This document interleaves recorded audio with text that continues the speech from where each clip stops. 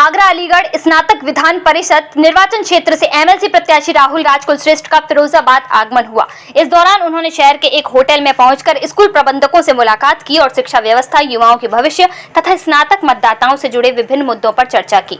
आगरा अलीगढ़ स्नातक विधान परिषद निर्वाचन क्षेत्र से एमएलसी प्रत्याशी राहुल राज कुलश्रेष्ठ अपने जनसंपर्क अभियान के तहत फिरोजाबाद पहुंचे।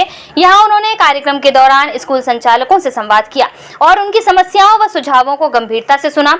राहुल राज कुलश्रेष्ठ ने कहा कि शिक्षा की गुणवत्ता, युवाओं को बेहतर अवसर उपलब्ध कराना और स्नातक मतदाताओं की आवाज को विधान परिषद में प्रभावी ढंग से उठाना उनकी प्राथमिकता होगी। उन्होंने लोगों से सहयोग और समर्थन की अपील करते हुए कहा कि जनभागीदारी से ही क्षेत्र का समग्र विकास संभव है। कार्यक्रम के दौरान बड़ी संख्या में शिक्षक तथा स्थानीय नागरिक मौजूद रहे। सभी ने शिक्षा और क्षेत्र के विकास से जुड़े विषयों पर अपने विचार साझा किए। राहुल राज कुलश्रेष्ठ ने सभी का आभार व्यक्त करते हुए भरोसा दिलाया कि वे क्षेत्र के विकास और जनहित के मुद्दों को प्राथमिकता के साथ उठाएंगे। सम्मान करें, हमारे जिलाध्यक्ष जी का भी सम्मान करें। आपको देखने को मिल गया होगा जिस तरीके की भाषा, जिस तरीके की लैंग्वेज उन्होंने वहाँ पे शो करी, उससे हमें अलर्ट हो जाना चाहिए कि अब जेन-ज़ी के अलावा ये जो 14 साल से कम के बच्चे जो हैं, जेन एक्स, उनका भी आंदोलन अब शुरू हो गया। हमें उनसे भी सचेत रहना है और एक प्रॉपर गाइडेंस देनी है कि हम एक उनका स्वर्णिम भविष्य बना सकें। तो हम सभी मीडिया बंधुओं को धन्यवाद देता हूं जो इतने शॉर्ट नोटिस पर और हम लोगों की बात को आम जनता के बीच सरकार तक पहुंचाने के लिए मौजूद हैं। और उसके बाद माननीय मयंक भटनागर जी का जो फिरोजाबाद वित्तहीन शैक्षिक संगठनों का नेतृत्व करते हैं, बहुत अच्छा, और एक संगठन की शक्ति जो दिख रही है वास्तविकता में दर्शाती है कि आज वित्तहीन प्रबंधक अंदर से कितना परेशान हो चुका है कि उसको राजनीति में आने की आवश्यकता पड़ रही है और राजनीति में जो लोग आ रहे हैं उनको सपोर्ट करने की आज हमारी क्षमता होती जा रही है। क्योंकि आज का परिवेश जितना भी है जहाँ पर लोग अपने आप को ये समझते हैं कि हम पूर्ण रूप से सक्षम हो गए हैं और हम अपने घर में एसी चलाकर आराम से सो रहे हैं, हमें कोई आवश्यकता नहीं है कि हम जनता के बीच में जाएं और जनता के बीच में जाकर कोई भी कार्य करें।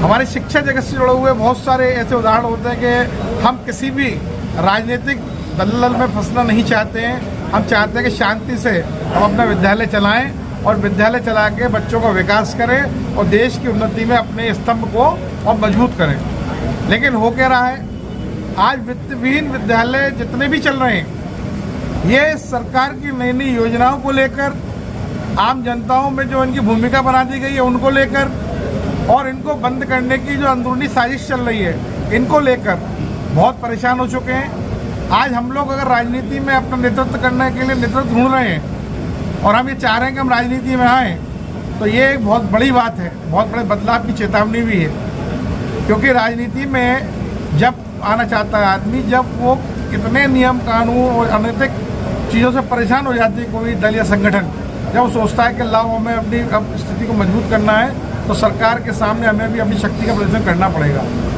ये विधान परिषद स्नातक चुनाव जो है ये मेरे लिए चुनाव नहीं है, ये एक शुरुआत, एक आगाज़ है।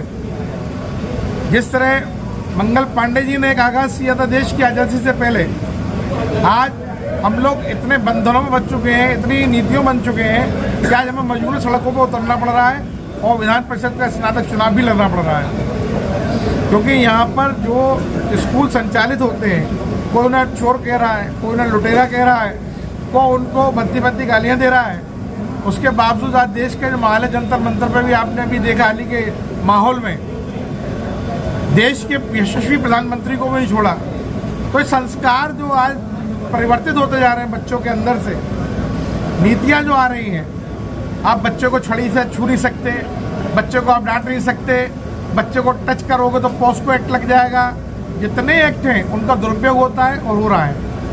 आज कोई भी परिवार ऐसा नहीं होगा जो ये कह सके कि मेरे यहाँ बच्चे बहुत संस्कारित हैं। इसका सबसे बड़ा कारण ये है कि जो शिक्षा है, जो संस्कार है जहाँ से दिए जा रहे हैं, वहीं से बच्चा अध्यापक की से डर ही नहीं रहा तो अपने परिवार की इज्जत, अपने टीचर की इज्जत कैसे करे।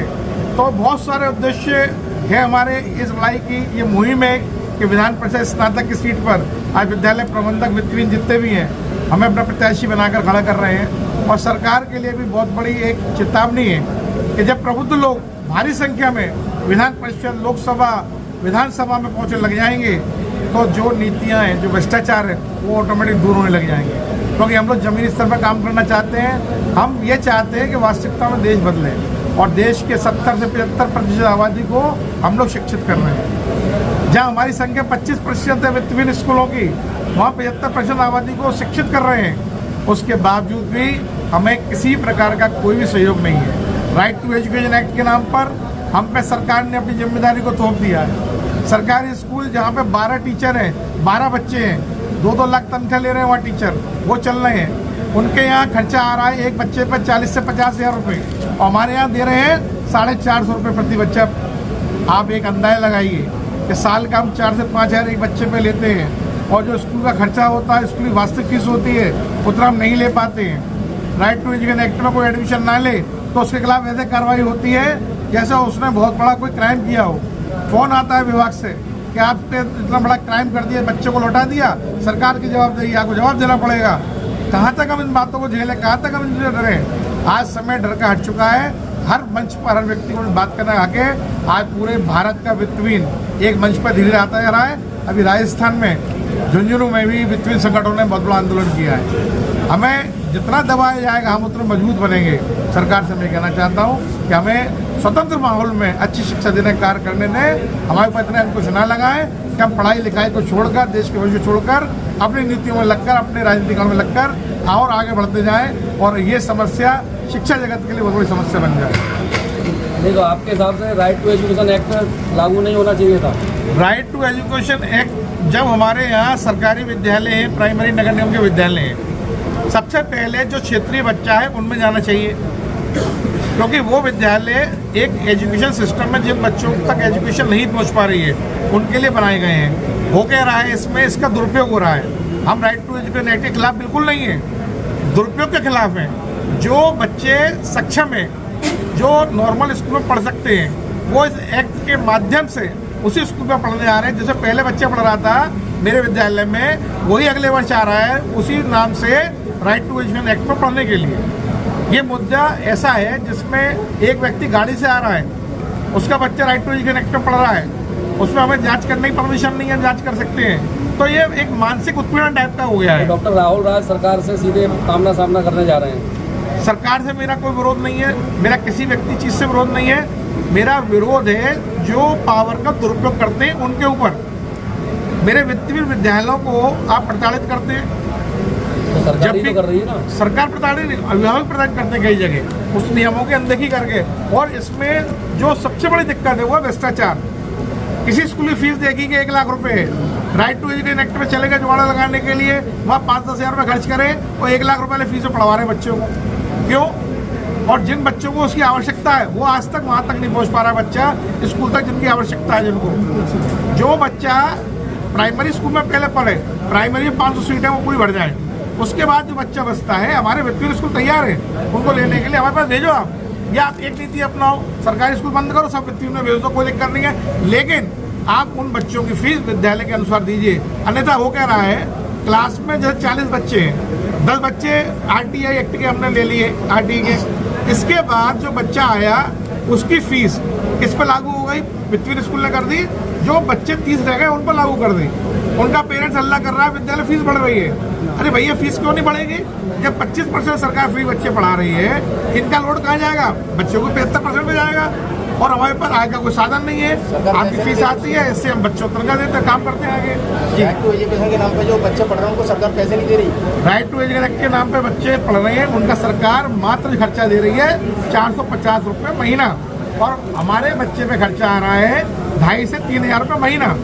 तो वो बैलेंस नहीं हो पा रहा कहीं पर भी। तो इस बात का विरोध क्यों नहीं कर रहा है? ये देखिए, ये कोर्ट का आदेश है, सरकार कहते हैं कोर्ट का आदेश है। हम इस पर संशोधन नियमावली डालने जा रहे हैं, जिसमें हमारा मुद्दा ये रहेगा कि जो बच्चे इसके लिए सक्षम हैं उनको मौका मिले, और जो राइट टू एजुकेशन में फर्जी तरीके से एडमिशन ले चुके हैं और हमारे विद्यालयों को प्रताड़ित कर रहे हैं, इन पे हो।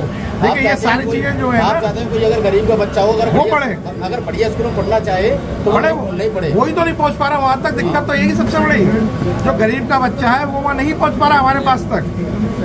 वो बच्चा आज भी अनपढ़ रह रहा है। जो सक्षम है, जो पढ़ा रहे थे स्कूलों में, वो चेंज कर करके स्कूल बच्चे पढ़ा रहे हैं अपने। आपको समस्या ये है सबसे बड़ी। इसको एक मीनिंग बताऊं कि इनके